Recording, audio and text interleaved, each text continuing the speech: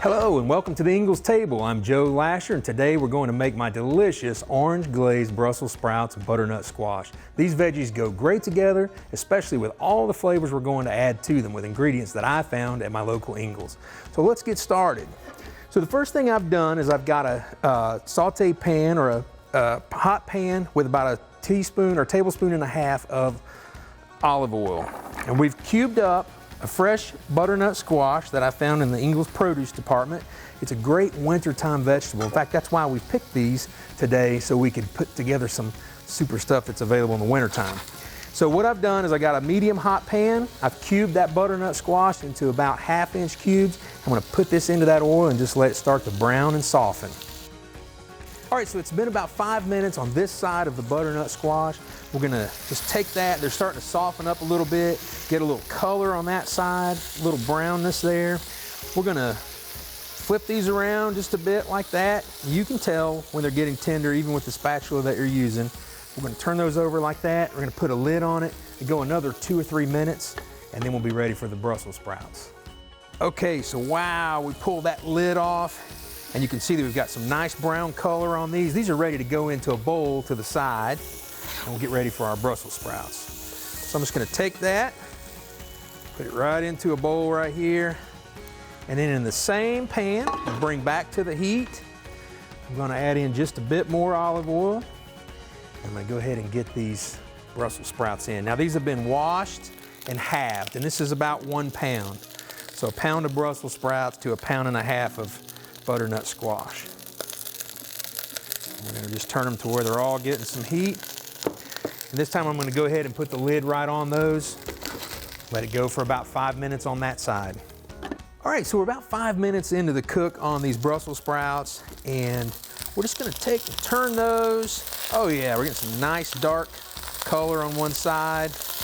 You really wanna try to manage your heat and make sure you're not scorching them too much. One trick that you could do is actually to boil your Brussels sprouts for 5 or 10 minutes before you put them in the pan. That keeps a lot of that scorch down. And then now that we have the lid off, we're actually gonna go ahead and season those with a little salt and pepper. You could do this when you first start, doesn't matter. Just get it on there.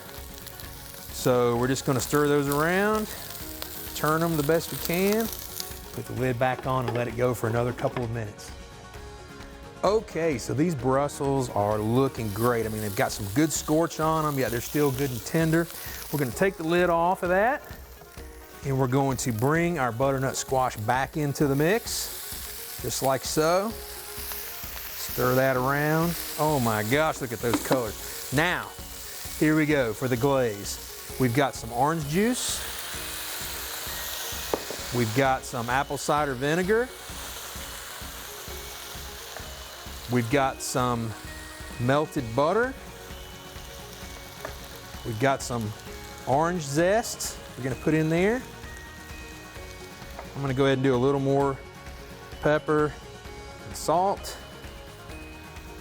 We've got a couple of tablespoons of honey.